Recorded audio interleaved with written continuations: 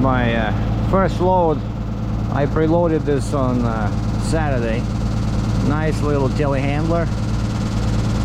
Not sure how far I'm going. We'll have to check the paperwork. But this thing weighs about 10,000 pounds. So I used 4 chains, 4 separate chains with 4 separate binders and a strap on the forks. Yeah, what's depressing about this time of the year that every day the sun goes up later and later. I think now it's about 8 a.m. So basically for an hour we're working in the darkness. We start at 6:45, right?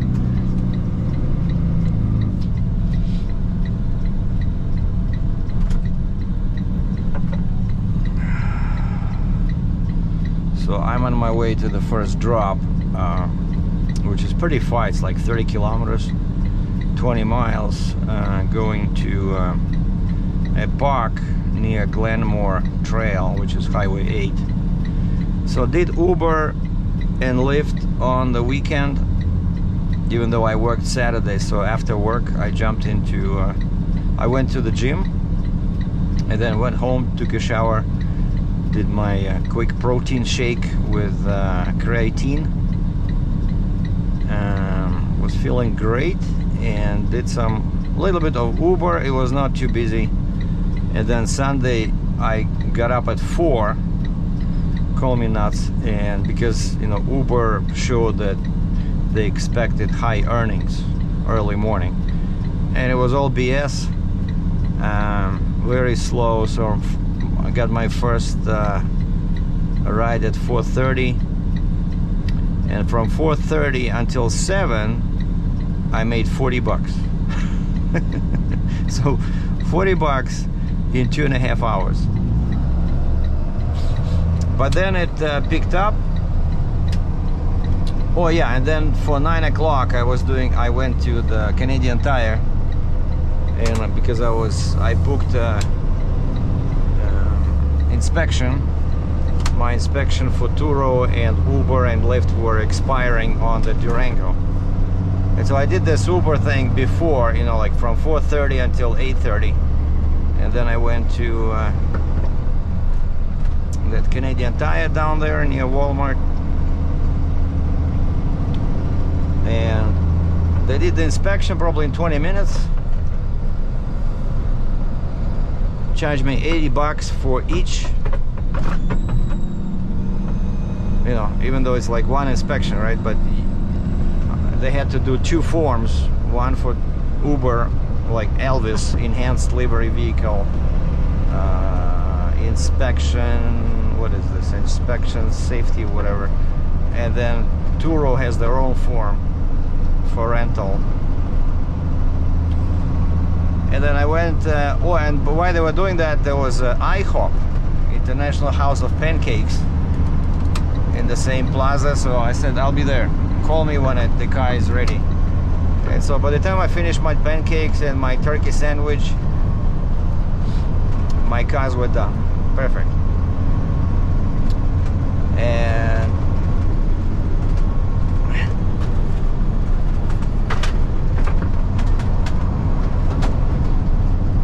something is rattling over there behind me.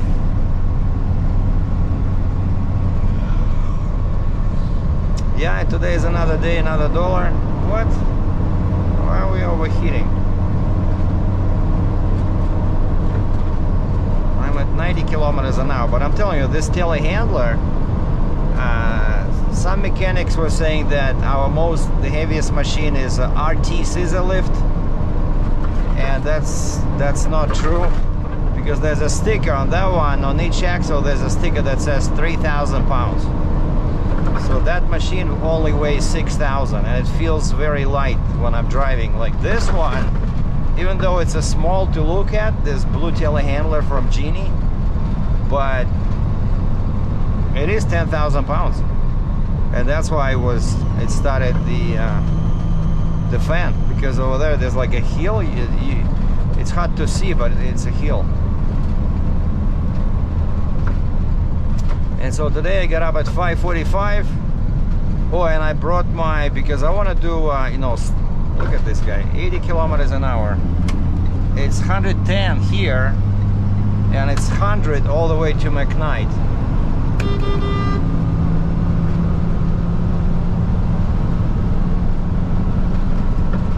Like, people are idiots. They shouldn't be allowed behind the wheel. See, 100. Until this moment, it was 110.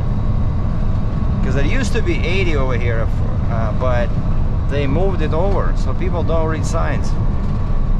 So now 80 starts at McKnight, which is 5 kilometers away. So anyway, I packed my hiking poles, and I have 2 pairs that I bought on Amazon. Same brand, but one is aluminum and one is carbon fiber. And carbon fiber, that's the ones I bought for my trip to England because they're much lighter, you know, to keep them in the luggage or baggage. And so I brought them with me, and I brought my weighted vest that I haven't used probably in a year.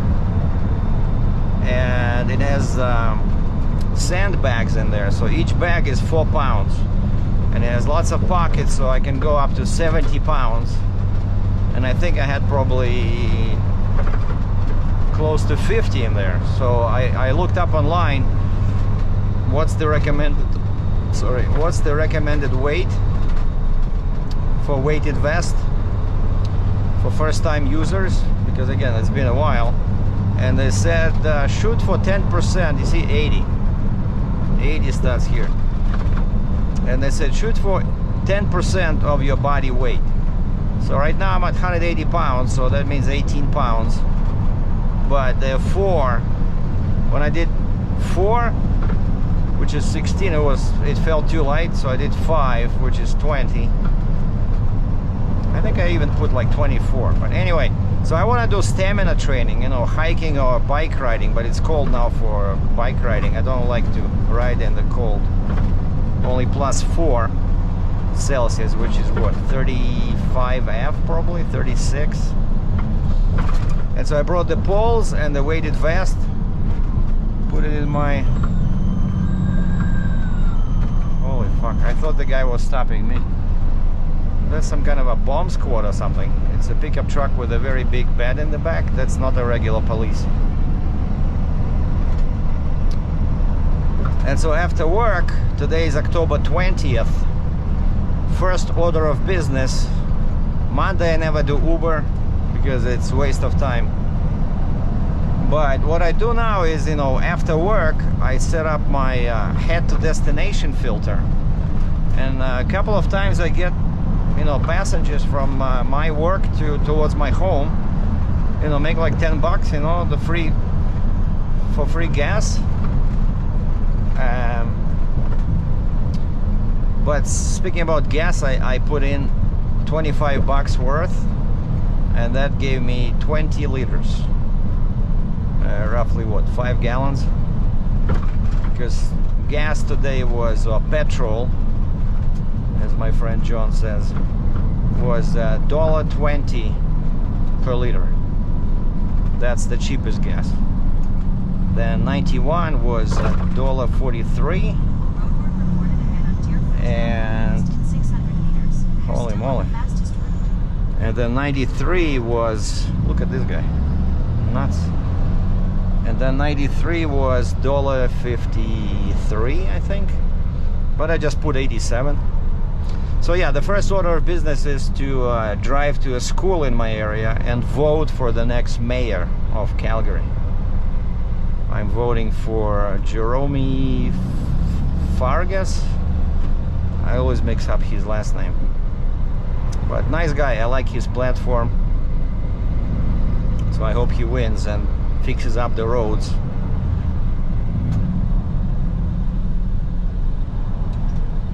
See, which is funny, like these 2 lanes are pretty much dead. These are flying by. But the trick is that then it's gonna, the situation gonna reverse, because that fast lane is closed in about a kilometer or 2 kilometers, and then it becomes a mess over here. People start moving this way. So this is the safest lane, because this one will, you know, always suffers from people jumping in from ramps, right? So second lane from the right, or third, now it's third from the left.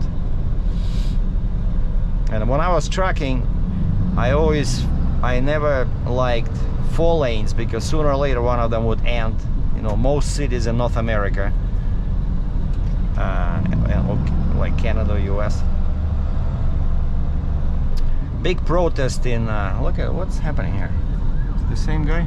Yeah, same guy. He's doing circles around Calgary. Bomb squad. Probably false tip. So yeah, big protests in the States, right? This weekend against the fall of democracy. It was good to hear. I watched on the news on my big telly. 7 million people came out. So if people tell me that, you know, I'm like watching CNN, MSNBC, and I'm brainwashed, then you know, you cannot brainwash 7 million people. So something is off.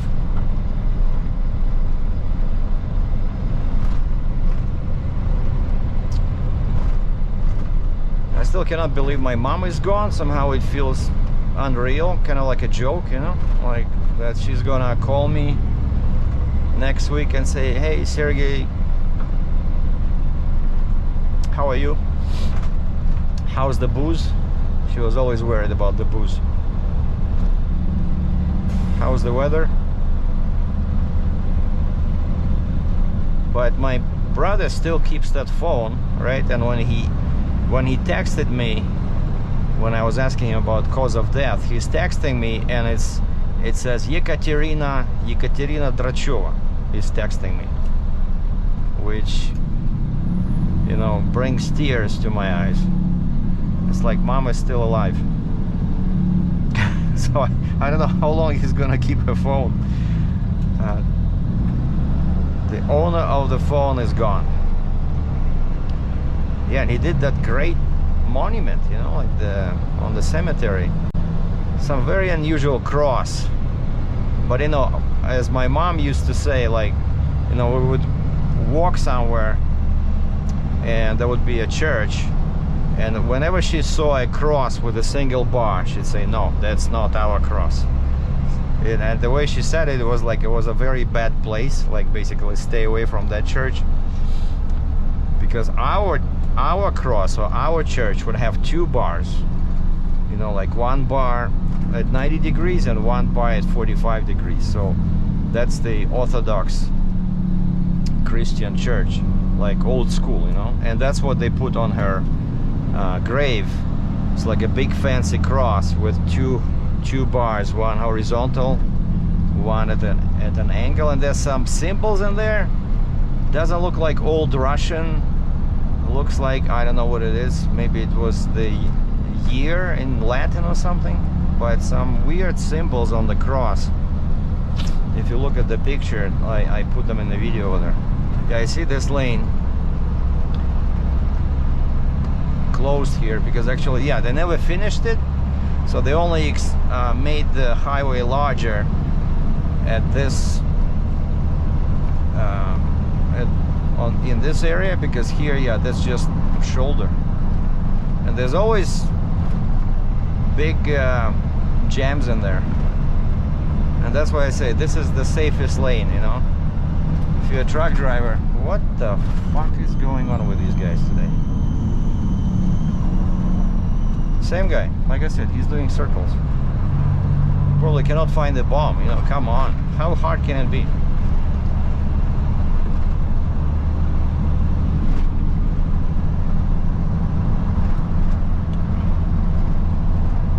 And so yeah, mayor's elections today, and then since I packed those hiking poles after I vote, because I have to do that first, because that school, the elections are only till 8 p.m.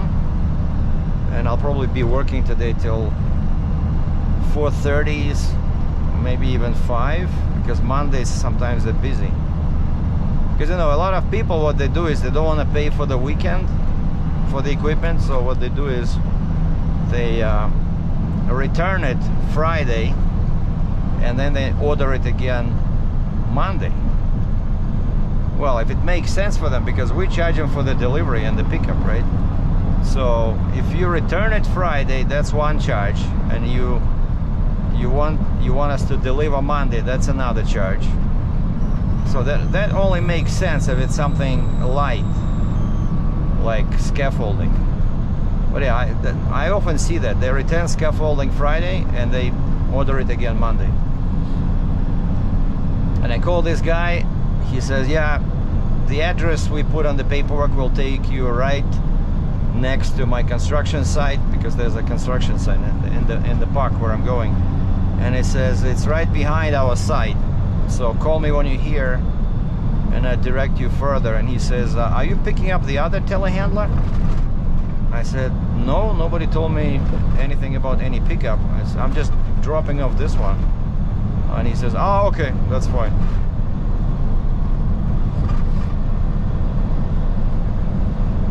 Okay, this is already 17 Ave. All right, I'm gonna start the speaker. In about 6 kilometers, take exit 248 to merge onto Glenmore Trail. Oh yeah, I think here, yeah, it's already 100 kilometers here.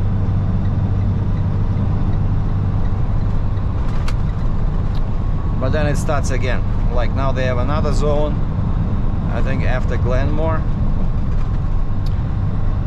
Oh yeah, by the way, Sunday picked up.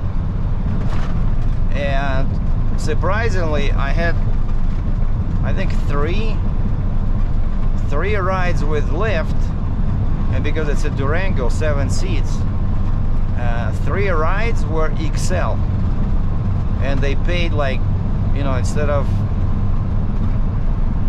70 cents per kilometer like Lyft pays, you know, 50-70 cents, they're super cheap. It paid like $1.50, you know. And then a couple of guys gave me a tip because they like my car. Like quite often I get compliments. Like I think Sunday, yeah, first thing I picked up my first ride was a girl from my area going to a transit station 5 kilometers away, where she was, you know, catching LRT, light rail transit. And the first thing she said when she got into my car, she says, oh, this is a nice car. And I said, thank you, I like it too. But yeah, it's a pleasure to drive. It's so comfortable. All this red leather, like the interior is amazing. Super powerful engine. I just have to be careful with the foot on the throttle. So now the average showed like it, when I'm driving a lot like this on the highways, it goes down to like 13 liters. But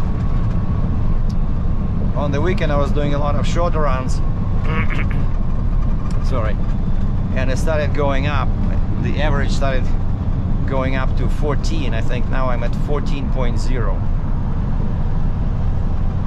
So 14 liters per 100 kilometers. That's probably around 20 miles per gallon.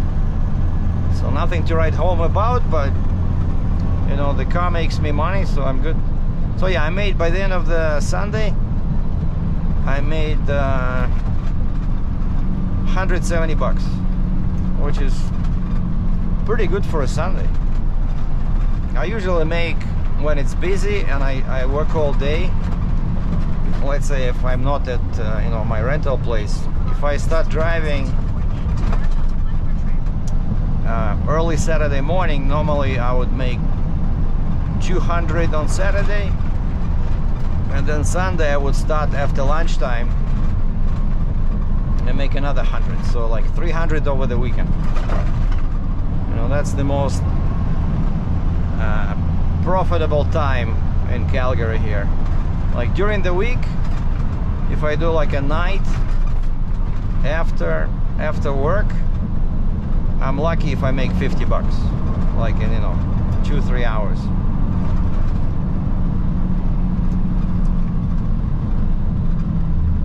But if I do 2 nights and I make 50 bucks, that's $100 plus 300 on the weekend. That's my goal. You know, I need, if I can bring home the bacon in the amount of 400 cool ones, even before gas, you know, that's extra $1,600 a month.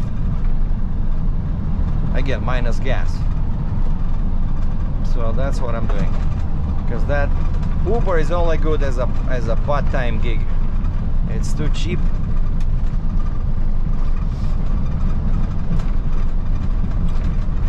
All right, so now we're still 6.5 clicks away from our destination. This is Glenmore Trail exit, where usually lots of accidents happen, because I mentioned before, out of 3 lanes, 1 disappears, and people always try to change lanes at the last possible moment, even going across here over this checkered. See another, again, that cop, like, what the, where is he going? This way? Like, something is this some kind of a, like, seriously guys, I never saw this before. Same truck 4 times. Maybe he's looking for me and he cannot find me or something. But I haven't done anything wrong. I was driving the speed limit, observing the construction zone speed limit, the regular speed limit. It's probably some kind of an exercise or something, I'm thinking. Or maybe there's multiple bombs. That's another explanation. But I know that's a special truck, I'm serious. That's with that bed, that's like In about 5.5 kilometers, take the exit onto Crowchild Trail North and Crowchild Trail South. okay.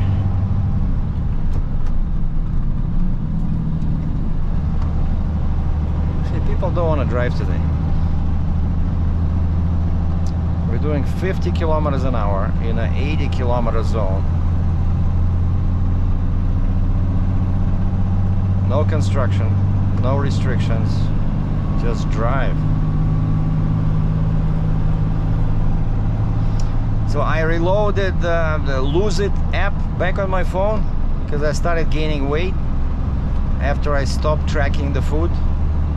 So guys, highly recommended. They're not paying me to say this. Lose it. So you track food, you can scan the barcode on the food and it puts in all the info for you, like the calories, the protein, carbs. Or you can just add calories, you know, like approximately, if you know how many calories, and you cannot find that food in the list, like, but they have so much stuff in there. Not always it's accurate. Like, you can look up something, the same thing, like, I don't know, let's say you decided to have a bagel, so you put in BAG and it'll start giving all kinds of bagels, and the calories will vary because that's what other people put in. So you have to choose something that's more or less seems like the right one, you know, but it works. Like, I put in my weight, I think last week, yeah, it was 184. Like 3 months ago I was like 176, 177, and then I started gaining weight for some reason. And so I put in 184, and then you put in, what's your target weight? And I said 175. Actually, I even put in 170. 170 pounds. And so it tells you how many it assigns you how many calories you can eat every day. And then when you enter food, you see like a slider, a red slider moving to the right, showing you how many calories you have left for the day. No, I think it's green. Yeah, it becomes red if you overdo it. It shows you that you're like 200 calories over. And so it gives you a very visual you know, estimate of where you are. And it has breakfast, lunch, dinner, snacks, alcohol, all kinds of alcohol you can add, and it'll count those calories. Like, very important, especially beer. If you drink beer, you have to add it to the diet because it's very calorie rich. And then they have exercise in there. So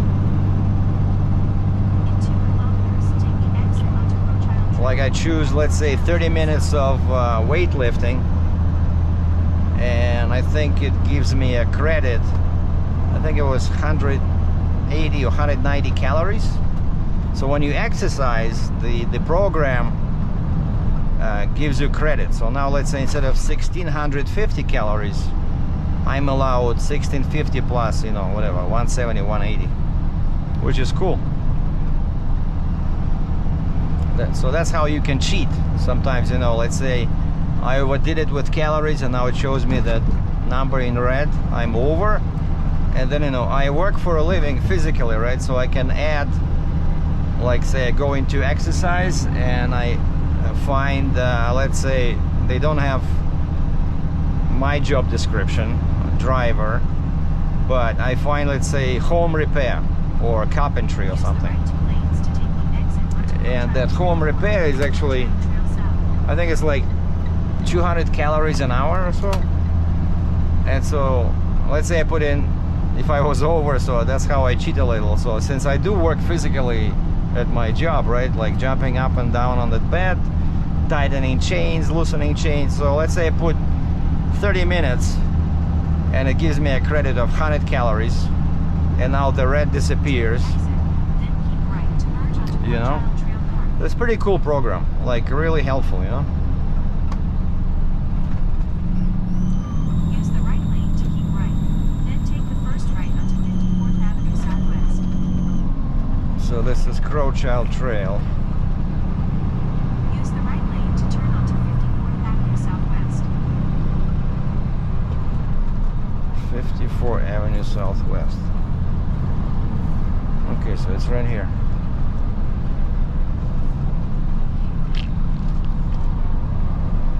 The coffee is still free at all Shell stations in Calgary.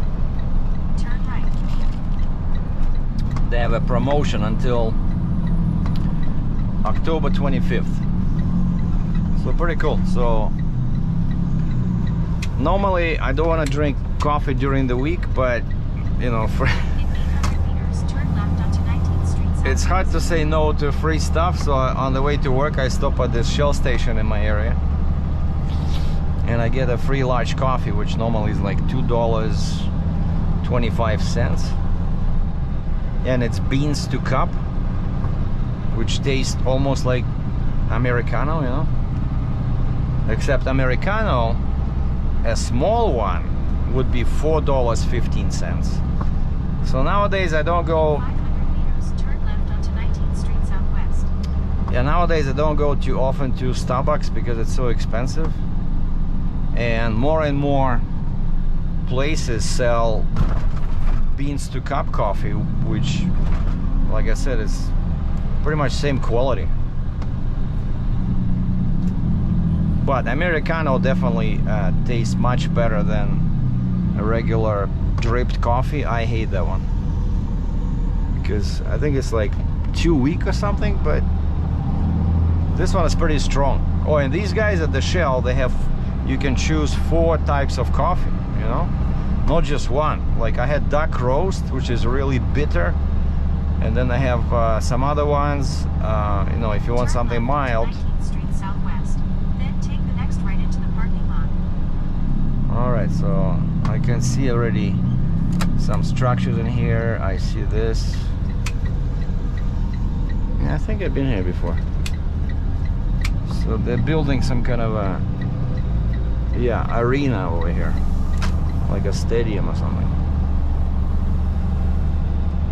So the guy says the address will take you right behind the site, the construction site, and then he says call me. But I don't want to go inside because it's too narrow in there. I've been here before, like I mentioned. Turn right into the parking lot. Yeah, I'll probably stop here. Oh, that's my guy, Jerome Farkas for mayor.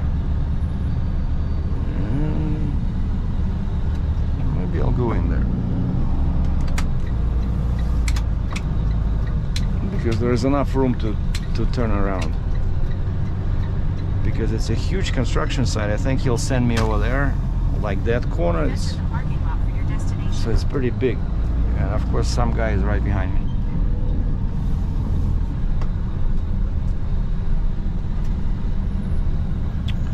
All right, so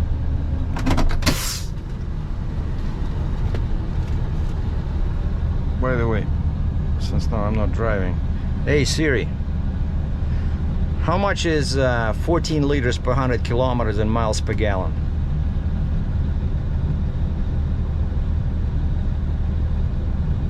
Here's an answer from ChatGPT.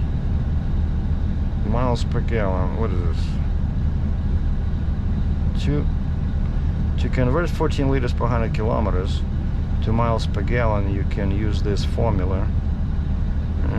So therefore 14 liters per 100 kilometers is 16.8 miles per gallon. 16.8 miles per gallon. And by the way, this is really cool. iPhone has a built-in ChatGPT, and I choose the option where Siri always uses ChatGPT. Thank you. And actually she responds, you know, when that flashing light is there, if you say thank you, she says of course. Like, and the voice is just amazing, like a real human voice. And you can choose male, female. Of course I chose female since I'm a man. All right, so let me call the guy, find out where he wants this telehandler.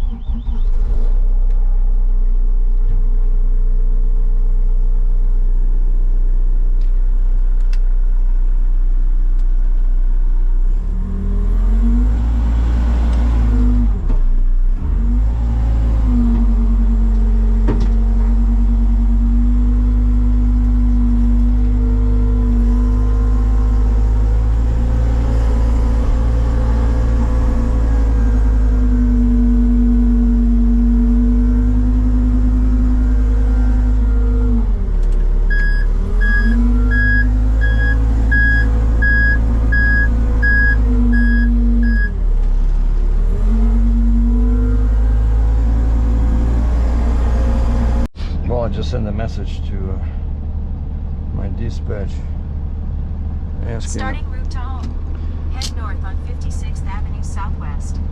Yeah, my workplace was already saved here, and I never bothered to change. So my work is actually home. So there's like a home button on in this Apple Maps on this old iPhone. And I just texted my boss. I said, do you have any pickups for me on the way back, because I just dropped off the telehandler? And he says, no, just head back. Okie dokie. Your wish is my command. And at least it's getting light now. See, that's the arena they're building. So I was over there on the other side. So, and when I called the guy, he says, you're in the wrong parking lot. But he told me that that address he gave me will take me right behind his side, but I thought it would be somewhere there. And then I remembered I was here before. I was dropping off and picking up a boom lift, like rough terrain boom lift. And so there was a barrier in there. And last time I dropped it off over there, but there was a barrier. So I got out, moved that barrier, thinking that I'm going to the same spot where I was before. And I see a pickup truck coming towards me, and this guy starts waving, and a black guy, and somehow he sounded very white on the phone. So I was confused, and then I said, are you this guy? Because I wrote down his name. He says, yeah, follow me. Okay. So I followed him to this dirt parking lot, plenty of space to turn around, drop my bed. Okay, my suspension is up, the PTO is off, we're good to go. Again, I turned off, sometimes I forget, like these are very nice working lights shining back. Sometimes I forget to turn them off, and that, of course, that pisses off people on the road. You know how annoying it is, right? You're driving behind somebody, like a lot of truck drivers, let's say when they're hooking up a trailer in the dark, they turn on their work lights that are facing backwards so that they can see the trailer, and then, you know, when they do all the connections, right? Without the lights, you need a flashlight or something. And quite often they forget to turn them off. At the next stop sign, turn left. Yeah, after they pick up the trailer, they forget to turn them off, and so you go behind the guy, you honk your horn. Yeah, I thought I was going here, so I moved one of these barriers, and then my guy came out of there. He says, no, go here, because over there it's too tight.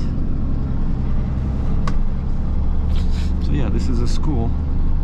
Actually, where I'm voting today for mayor, you see like this field they have over here? At the stop sign, turn left onto 50th Avenue Southwest. That school in my area has like 2 fields like this. And I do hiking over there with my hiking poles. I did last year, and I clocked on my watch.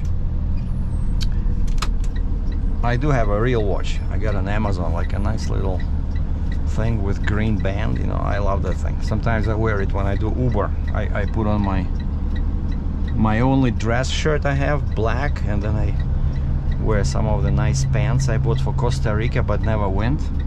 You know, those quick dry pants, they're great, but they're very thin, so you have to wear some underwear, especially in this weather.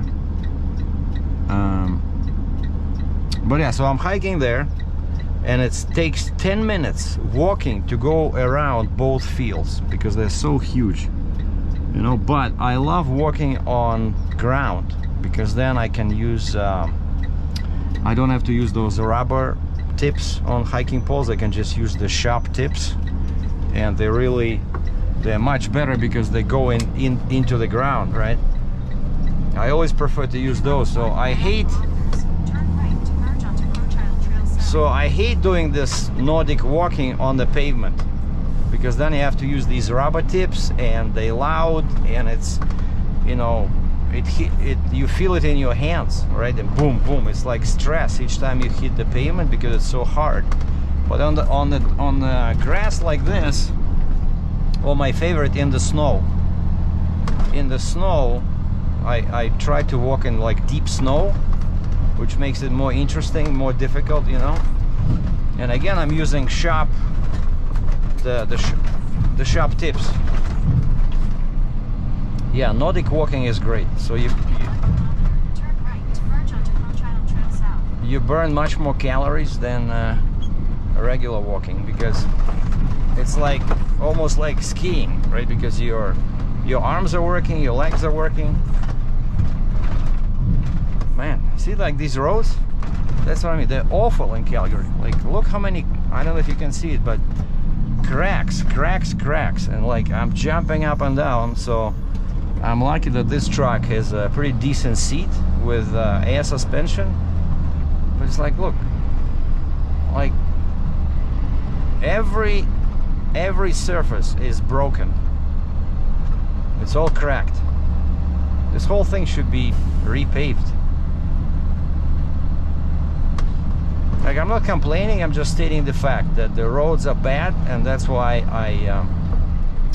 I chose a candidate, this Jerome guy, because he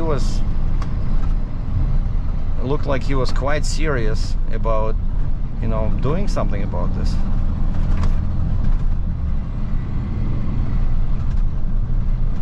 Alright, so we're jumping on, so pretty much the same way I came.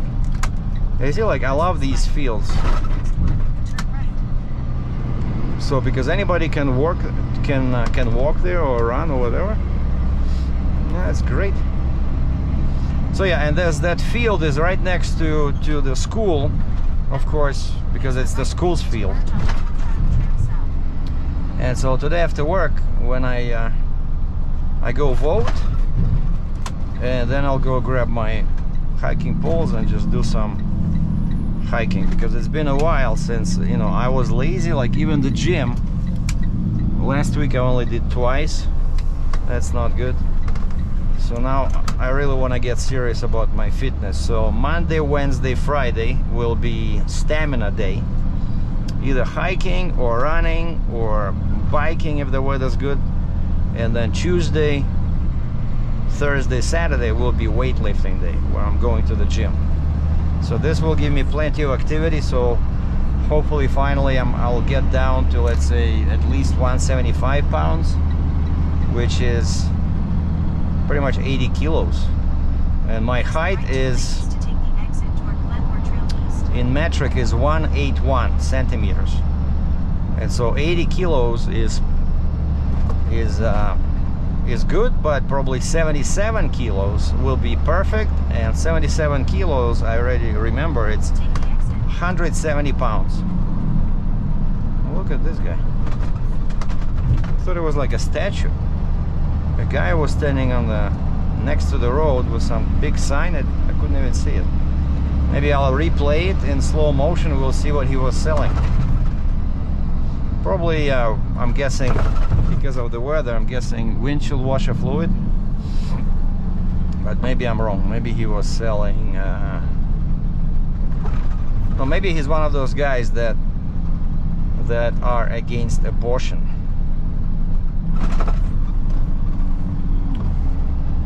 Now this one, Glenmore Trail going east, it's often is a nightmare during this time of the day, which will give us plenty of time to talk about things.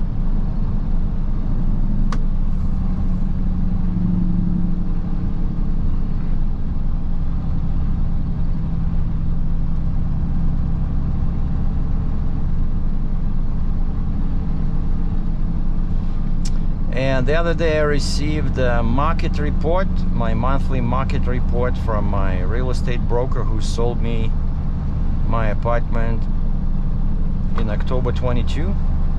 It's amazing how the time flies. So I've been in Calgary now 3 years. You know? So I've lived in that apartment 3 years. And I cannot say that prices are going up. If anything, they're going down, and I need them to go up so I can sell it and pay off some I have some credit card debts, because I hardly had any income for the first 2 years, right, when I was trying to work as a broker and freight agent with my friend in Nisku, and then I got my own ticket. Keep left. And so there was not enough money, and so I lived on credit cards pretty much and lines of credit, which banks were super eager to extend, because I find that whenever you have a property, they always give you credit cards, because they think you are serious. About 4 kilometers. Take the exit. You're good. They think you're good with the money because you bought a property. But yeah, that's the plan. The plan is to sell the apartment when it goes up to a certain number, which I have in mind. So then I can pay off the debts, and I have enough for the next property. And I want to buy something where I can have tenants. Right? I'm not going to be working forever, so I need passive income. So I want to buy either a house or a townhouse with some extra bedrooms, so that I get some tenants and let them pay the mortgage. And what's different now is that I'm not self-employed anymore. I'm a company driver. I get a regular T4 slip, and so banks should be willing to give me a much better deal on down payment. And so with the same, let's say, whatever I put down for the apartment, they made me put down $40,000, which is totally nuts, but they would not approve me otherwise. And I tried 3 banks, and lucky for me, I had the money, so I put 40 grand down on a property which was $180,000. So if they would give me the proper deal, like, you know, when you accompany a guy, you can, all they want is usually like 5%, right? So amazing. If I could get that, and I had $40,000, so 40,000, if I used 40,000 with 5% down, I could have bought an $800,000 house. See, that's how bad. That's the huge ugly difference between being self-employed and a company driver, you know. And so now And then, you know, of course, a house always increases in price much more than a condo apartment, you know. And so because of these morons, I pretty much lost the possibility of this huge profit. I think probably in a few years I could have sold that house for like $1 million, you know, at least have some money for retirement. But so last summer my apartment went up to $260,000, and I got so happy. I thought, okay, another year and it will hit my coveted 300,000 number. But it never did. It never did get up to 300,000. Instead, it started going down. And so yesterday, that market report they sent me, it includes the properties that were sold. And there was one property in my building, and it sold for $265,000 after 30 days on the market. And I click on the details to see how many bedrooms it has, and it has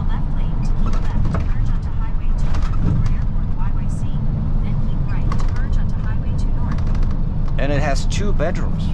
So it's a much bigger apartment. So 2 bedrooms back then, last year, when mine was selling for $265, a 2-bedroom was selling for $300, $310. So everything went down in price. It's just crazy. Mostly it's because of Trump, you know, the tariffs. Because tariffs on all this construction stuff, right? They affect everything. So things really slowed down. So now I'm not sure when I'll be selling this apartment and cashing out at a huge profit. So, and that's why we're doing Uber, we're doing Lyft, we're doing Turo, and we're playing the lottery every Saturday. Yeah, spent $10 Saturday on 649, which gives you 3 plays plus 1, what they call it, encore, like a special bonus. 0, nothing. But then I made $170 with Uber, so the lottery ticket was free, which is good. Now I see this area here now is 80. Deerfoot Trail, Highway 2, just north of Glenmore Trail. And it's about a couple of kilometers long. See, I'm driving 78. Don't want to get a ticket. And you see that, by the way, that speeding ticket I got, right? So because I said I'm not guilty, the court is next August, which gives me plenty of time for that. The only ticket I've had since I came to Alberta was that illegal U-turn, which gave me, I think, like 3 demerit points. And so now, because I'm not gonna have another violation on my file for another year, because they don't put it on unless you're charged, right, when the court happens. So this will give me time for these demerit points to disappear. Because in Alberta, most of the time they said, I searched on Google, they said it's either 2 years or 3 years. But even 3 years, it's already been 3 years. I see now it's 100. So, and over here, the speed fines are double. That's why it's never a good idea to speed in the construction zone, especially since I know, at least, I don't know about Canada, but I remember in the States, if they catch you speeding in a construction zone, you get 2 tickets.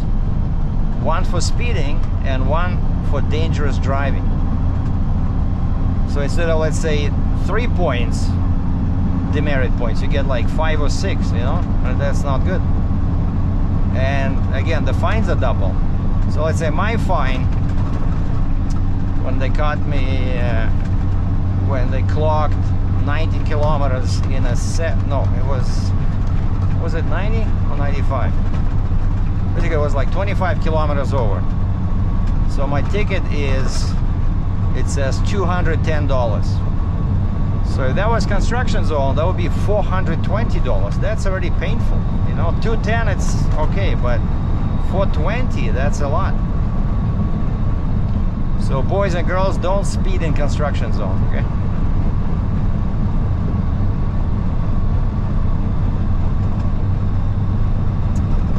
Well, finally, the darkness is almost gone.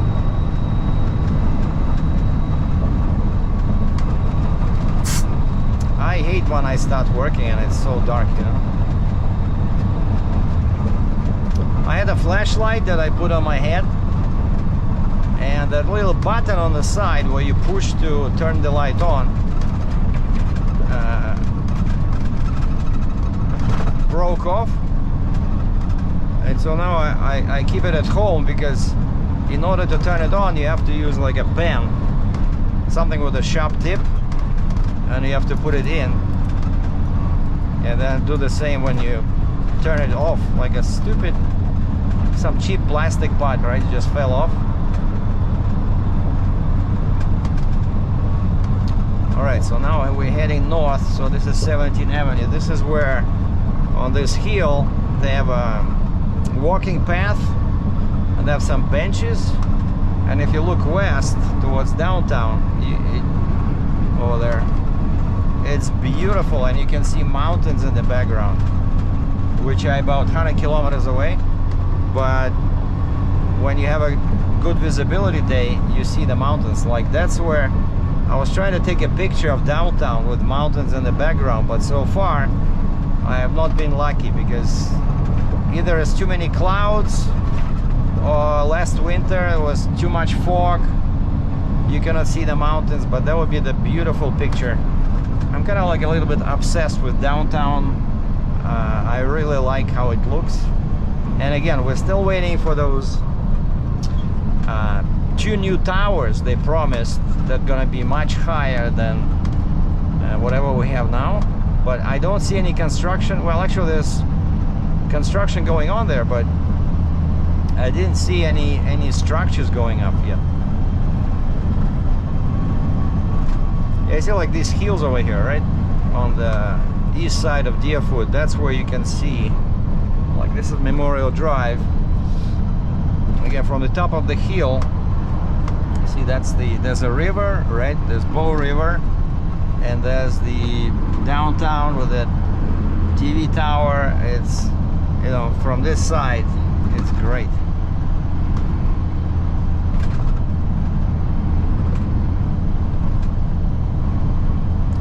Yeah, now we're down to 80 kilometers an hour again. And quite often here you see police, and you see those camera cars. They look like cops, but they say drive safe on the side, and they always have flashing lights. So they would park somewhere like this, but I don't know what their strategy is. Like, they have these flashing lights and it says drive safe, so you can see it from like 5 clicks away, you know.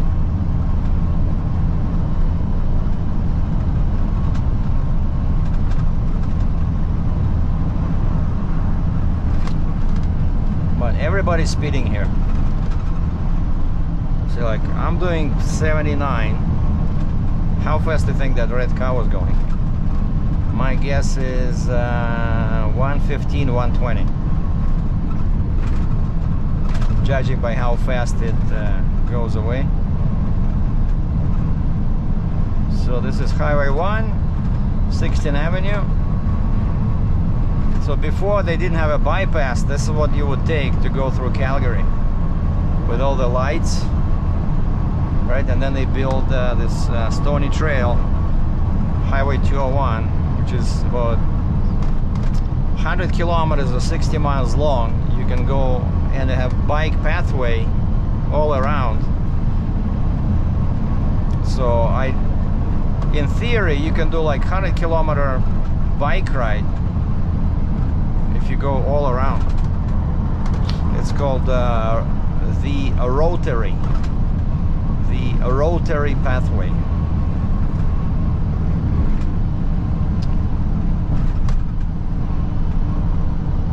And here finally we have the 4th lane. That's what they've been working for 2 years now. Like, that one is still closed, but further down it opens up, so Finally we get 4 lanes here, which should help with congestion during rush hours. And I've been watching this guy, this dozer, working on these hills over there.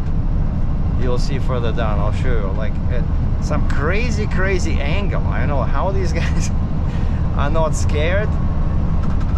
Like he was driving, I'm guessing, I don't know what they were doing there, but trying to make it look nice or something, but like if you look to the right after this bridge, where all this dirt is, that's where the dozer was working at this like 50-degree angle. He would drive like this, you know, each time I'm driving by. Oh, and we have an accident here? 3 cars, a cop. Yeah, so this guy would be like this here. So that was dozing this whole section over here. Dozing, I don't know, making it more level. I don't know what the idea is, but the guy spent like, I don't know, 3 months in there. Each time I pass, I see a dozer almost falling off the hill.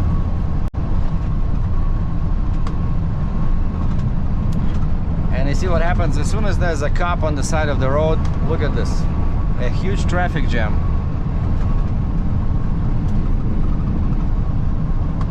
That's because people slow down to look at the pretty cop's car.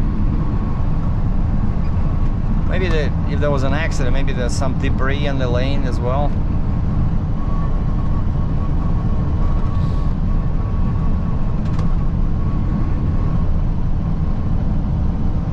And this is my job, you see, driving all day, look at the scenery. I can listen to audiobooks. I should probably start doing that, because a lot of my trips actually are like 30, 40, 50 kilometers, you know, like half an hour. So, but what I can do is I have Sirius XM on my phone, and I love that. Well, they have a trucking channel, but I'm more interested in old classic theater. You know, those radio plays from 40s and 50s and 60s. They have a channel dedicated to radio plays, and I can just put it on as I'm driving, listen to some detective story or some, you know, Night Whisper or whatever it is, those Sherlock Holmes, you know, play.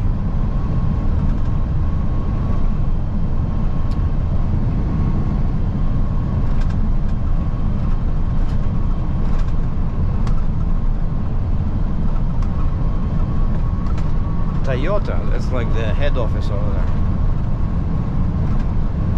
Now we're getting close to, yeah, 64th Avenue. This is where I did my Durango inspection.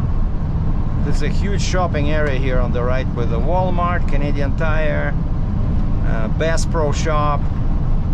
You know, you can buy guns and ammo and sports clothes and bikes and boats. It's a humongous, kind of like a shopping center here. And that Canadian Tire is where I went. So it's pretty close to me. It's like, I don't know, 10-15 minutes drive.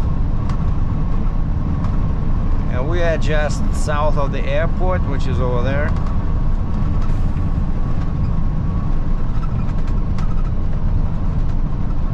Oh, and this is where I had pancakes. This is where they have this IHOP, International House of Pancakes. They were pretty good. I just had regular pancakes with some strawberry syrup.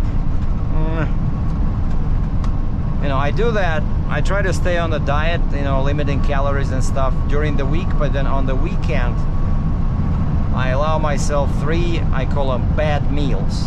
So Saturday, Sunday, I can eat whatever I want, you know, fries, chips, pancakes, dumplings, you know.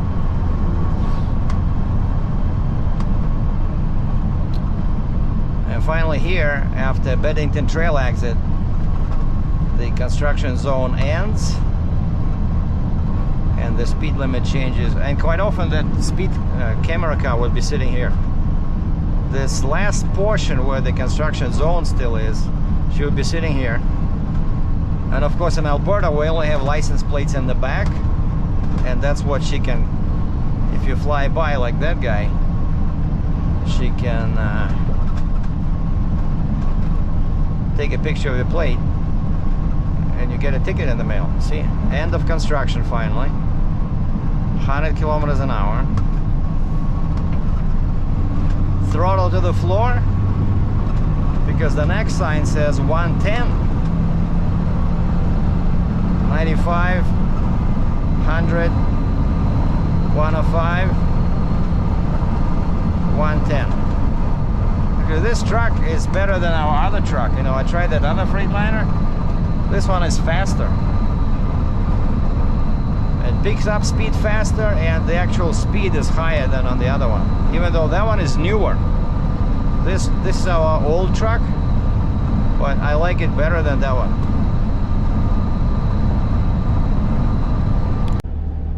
Wow, the battery already shows yellow color. That's not good. Yeah, I just dropped off 010 scissor lift. The guy asked me to bring it in, and there's a bay door, and I thought that's what I was doing, but then I see he's holding for me the regular door, which is like this wide. But that's why they like these, lots of customers like these small machines. So I just had to duck down because the ceiling is low, and I drove it in for him inside. It was like probably this much on each side, maybe like 3-4 inches. But we don't like doing that, because then, you know, if I hit something, they will blame us, right? So normally we don't bring the machines in and out of buildings. But the guy was nice, asked me nicely. So now the second machine I have, it's a small pallet jack, but it's electric pallet jack. So I just need to put, so I'm doing an exchange. So the guy already has this machine, similar machine, but it's giving some error codes. He says sometimes it will not lift when you press the button, because it goes up and down, right? The legs, that's how you, let's say you go under a skid or pallet and then you raise it and you can move it. It has a little thing, so you don't have to push it. It has a little electric motor in there, but they're kind of like finicky. I would say not very reliable, because quite often I do exchanges on these, you know. I don't know who makes them, but so basically I'm bringing the guy this new one, and I'm picking up the other one. So that's what they call an exchange. So just have to put the address in here.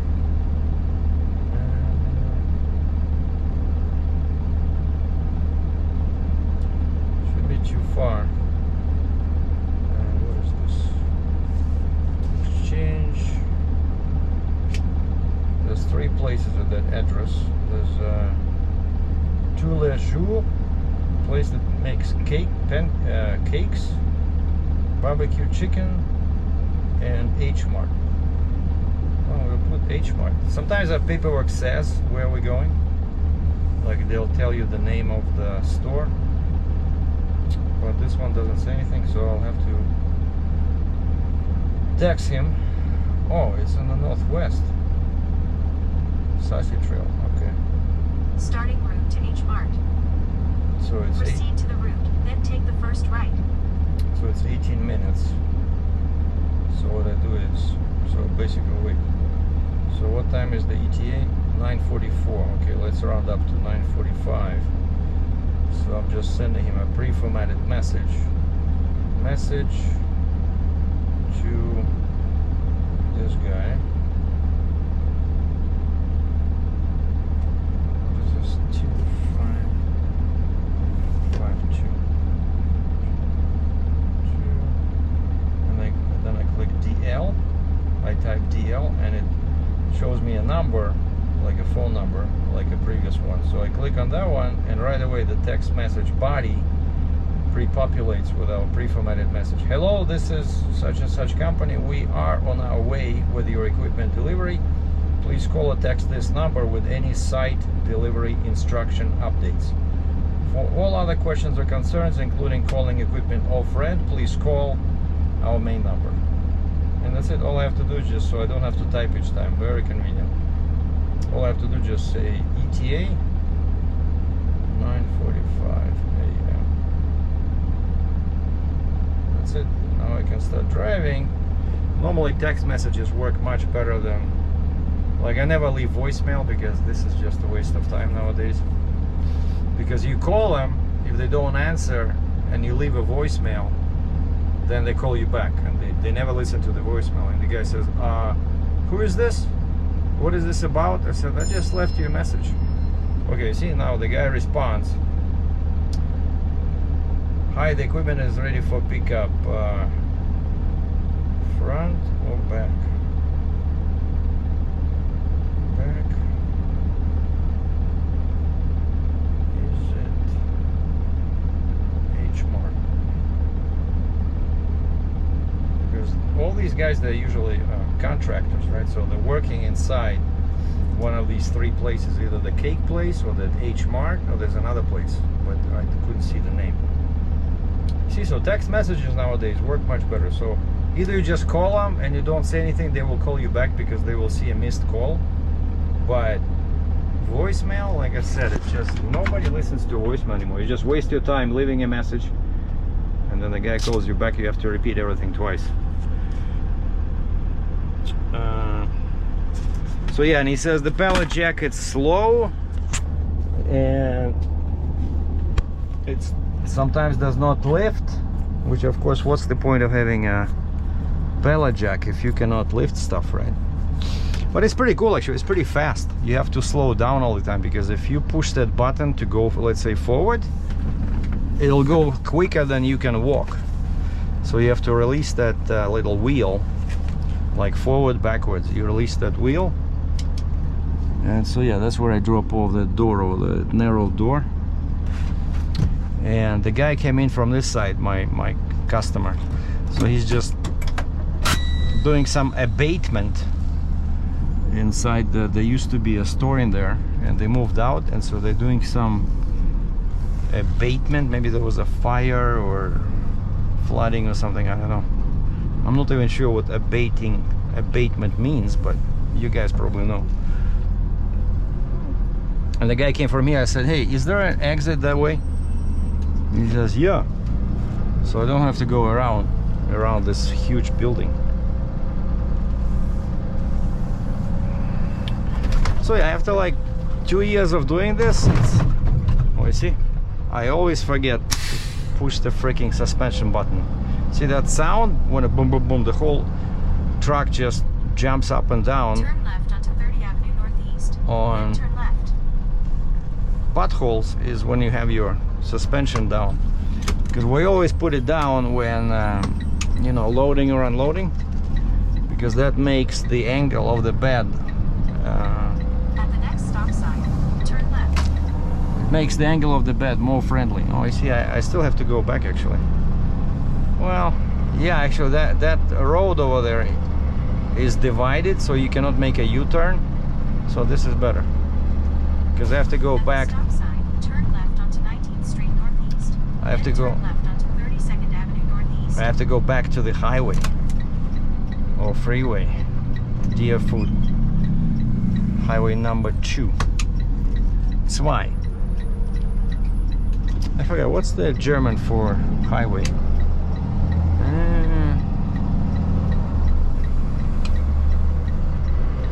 Highway. Well, I know the vehicle truck is Turn left onto 32nd Avenue Northeast. Fahrzeug. What is this? Fahrzeug? Lorry or truck. And driver is Führer. Fahrzeugführer, I think. Like Hitler, you know. I still remember something. Some basic stuff, you know. But the other day I had some Germans, or maybe they were from somewhere, but other than Germany, but they spoke German, since I know German, right? But I probably understood maybe 10% of what they were saying, because of course, especially native speakers, they speak very fast, you know. In 1.5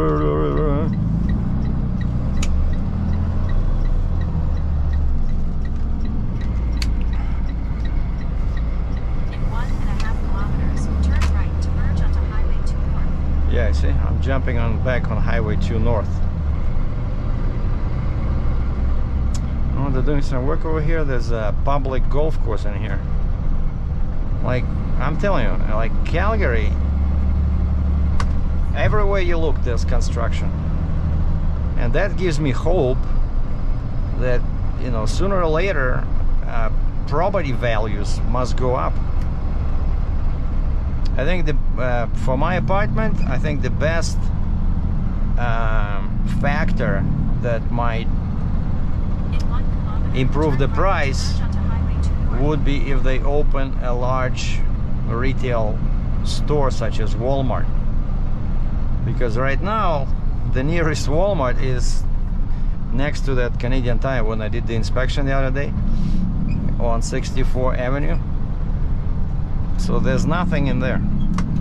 There's not a single Walmart in the entire Northeast.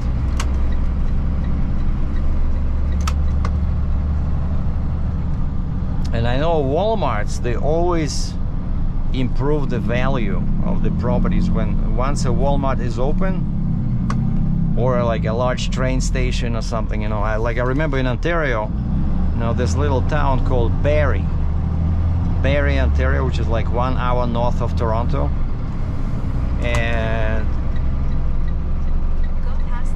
the values in Barrie jumped up right away when they connected Barrie and Toronto with a railroad, because before there was something missing, I forgot what, but probably there was not a direct maybe there was a railroad, but I think there was no stop in Barrie or something like that. But I remember that once people from Barrie were able to go right to downtown Toronto, because that's Union Station, right? That's downtown.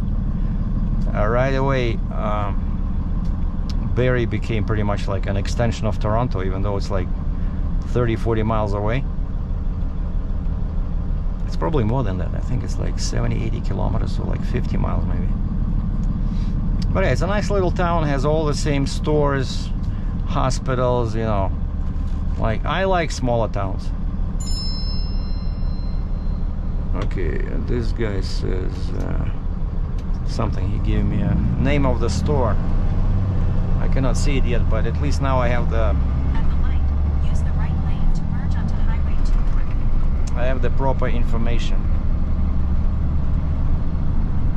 So, Highway 2 North, Deerfoot TR Trail. Like I always joke, there's no highways in Calgary, it's only trails.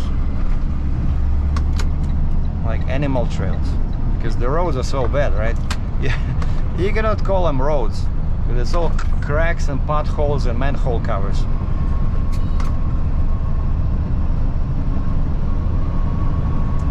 And I think now we're taking Beddington Trail. Yeah, because I have to go northwest.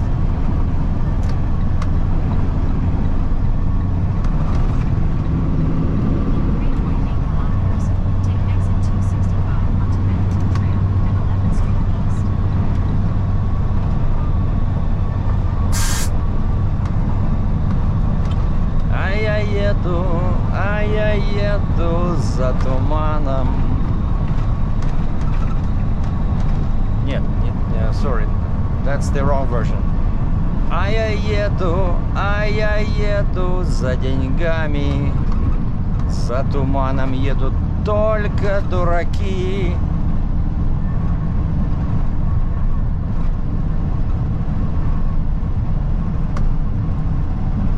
That was a very old song from like 1930s, 1940s, when they would send Komsomol members, you know, Young Communist League.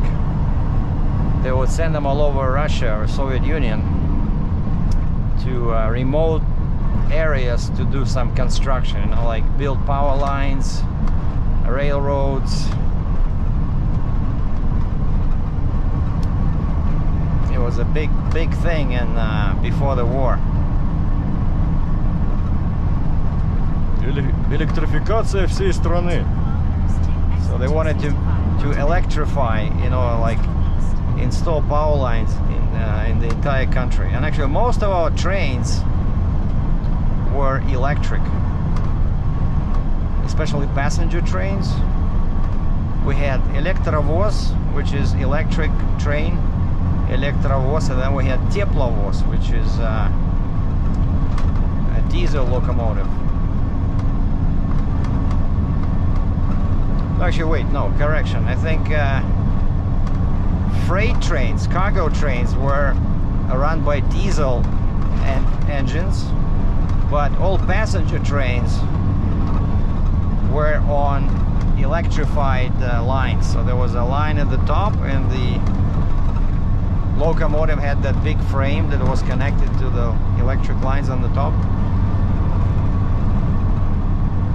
Once, for some reason, when I was working on the railroad, for some reason I decided to climb on the roof. Like, we were sitting at the station, you know, for 3 months. No, maybe 1 month. Because we were, it was a special delivery for reservists, army reservists that were going for exercise somewhere, and the army hired the entire train. And they needed porters, right, to sell vodka and tea.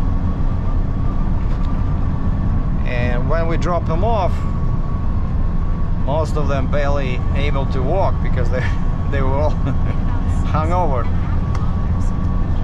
And we had to sit there at the back end of the station waiting for these guys to finish the exercises, right? And so I'm sitting, I decided to, and there's a ladder on the side of the car, of the, you know, railroad car. So I decided to climb up to see what's around us. And I started climbing, and it's slippery, so I'm slow.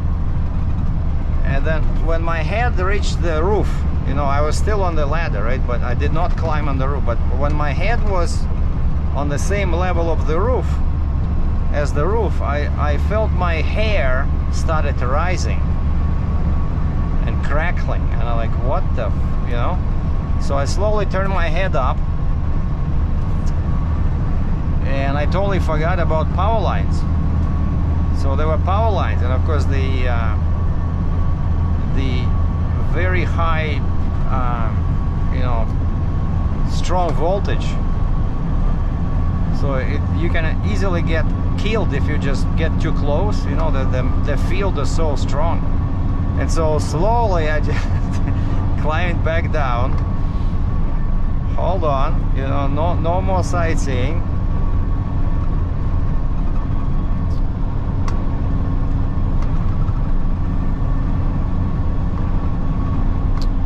So yeah, this is Beddington Trail. See, speed limit is 80 kilometers an hour, 50 miles an hour. There's a nice shopping area here. They have a TNT Chinese superstore. A great place to shop for some exotic foodstuffs. Oh, some lady at work told me that that's where she goes to get some nice tea. She says she likes Japanese tea, and that's where she goes. So I want to do the same next time I'm there. And also, these guys have a great buffet inside the store. It's a bit expensive, but very good food, like Chinese style, you know. And you load your plate like whatever you want. There's 10-15 trays with different types of food, already cooked, of course, hot. And then when you go to the cashier, she weighs it, and so you don't want to load too much, because then it's like 20-25 bucks for a large bowl.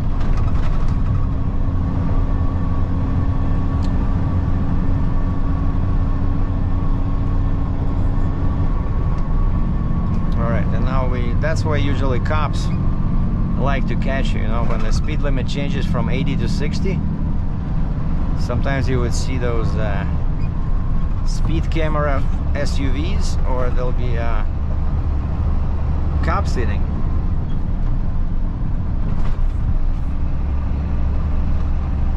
And one of these days, I'm really gonna get tired of watching cops pull over people at the exit of the plaza, you know, near my work.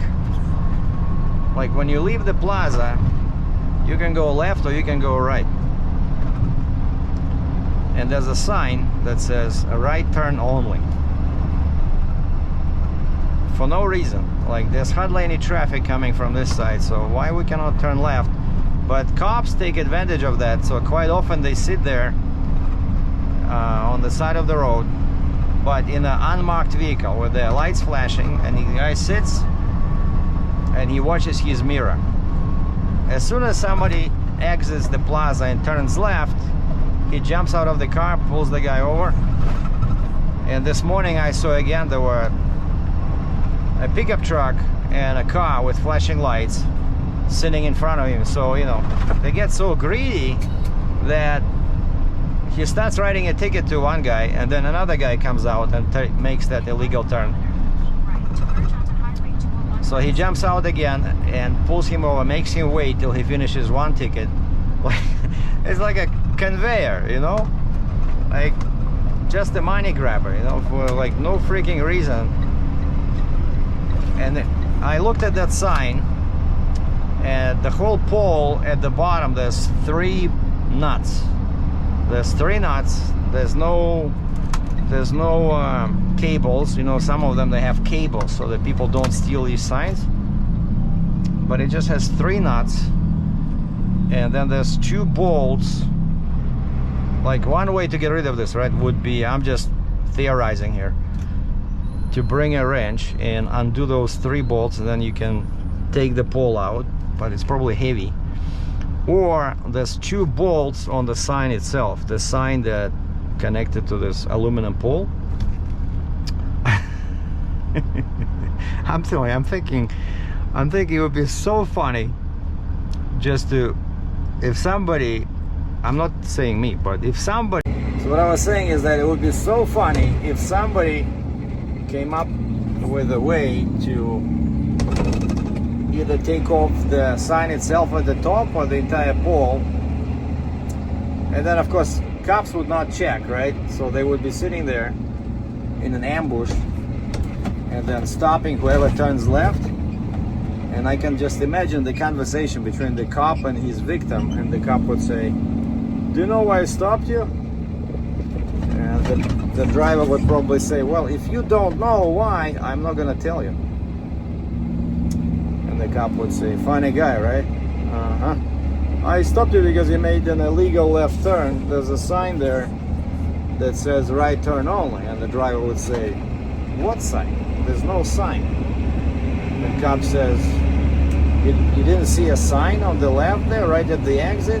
The driver says, "There's no sign." So the cop walks there, there's no sign. And what do? He scratches his head and he let the guy go.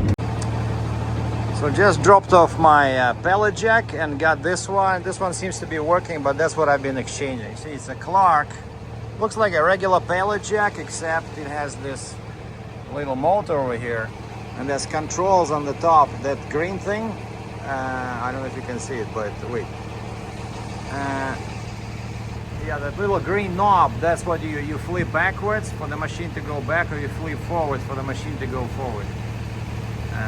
And then there's a button there that raises these, and that little lever over there, right under the green thing. See this lever? That's the one, when you push it down, the forks will go down. Pretty cool machine, can be useful as long as it works, right? And so the next assignment, stop number 3, is to go pick up a RT scissor lift that I dropped off myself on Saturday. And it was funny, the guy says, "Park it on the side of the building, on the house." And I say, "How am I supposed to do that? There's 2 trees in there, and they're very low branches." I said, "You do it, sir." And so the guy had to break some branches in there to drive the machine. I said, "Please don't scratch it too bad, because, you know, then I'll have to make a note on the paperwork." So that's where I'm heading. I just called him. He says, "Yeah, it's available. I'll call you guys Saturday." It was ready from Saturday. So this is the plaza, retail plaza, where I dropped off the machine in the back there of that H Mart. See, there's like a million stores, Then at the next one, turn left. and my paperwork didn't say anything like what store. So I called the guy, the phone number was wrong. So I called the second number I see in the paperwork. That one is right. The guy picks up, Chinese, but speaks perfect English. I love it, you know, when ethnic groups were born here. So the way he looks, you would not expect him like me, you know, like I'm a Russian. Well, I speak with an accent, not me, but let's say somebody whose Russian parents came to Canada, and of course parents speak with accent no matter what, because you know, as long as you came here after you were 16, you will never get rid of the accent. So when I came here in 97, I was 35. So basically whatever I have in terms of an accent stays with me, right? But if I had a kid who was born here, Turn left onto Sarcee or maybe Trail West. I brought a kid like 5 years old, he would look like Russian, but he would speak perfect English with no accent. You know, I love when I run into guys like that. I'm so envious, because you know how long it takes to learn a language, like even the way I speak. It took me, I don't know, 3-4 years of very intensive studies daily, 5-6 hours a day. And I read, I don't know, thousands of books in English to improve my vocabulary. Well, not 1,000, but probably 100, like easy, 200, you know, because one of the methods is you read as fast as I can, as fast as you can, without the use of a dictionary. You try to guess the meaning of words. You don't go into details. So if you understand that, let's say, the criminal was hiding behind a bush, you don't need to know what kind of bush. If there was like a description, some kind of a specific bush name, you don't need to know that. Come on, right? And so because of that, I used that strategy, and it really worked. What I'm trying to say is that the kids who were born here, or that their parents brought them here young, they don't need to do that, right? They just learn like children. They learn by listening, because until you are 5, I think, your brain is a super mega computer that teaches you the language. And another cool thing about kids, basically, yeah, after 5 years old, that capacity of the brain disappears, and so it's so much more difficult for an adult to learn a foreign language compared to a kid, let's say 3-4 years old, you know, 5 years old. And what's cool is that I remember I did like a paper on this when I was at the university. If two parents, or let's say one parent, if one parent speaks a foreign language, they can easily teach their kid that language and make him bilingual. The only trick is a kid has to identify one parent with one language. So you cannot change, because otherwise it's hard for them to learn. That's how the brain works. And so, you know, we had my teachers at the university, they spoke fluent English. They were super good, you know. That's how I learned this, because our teachers at the university were just in love with the language. We were all like huge fans, you know, of English and American literature. It was just a super fun time in my life when I was a student. It was amazing to meet people that kind of like shared your passion, you know. And that was my goal for the 5 years. I had no idea what I'll be doing after the university, but I knew that for some reason I had to learn English. And so, yeah, let's say one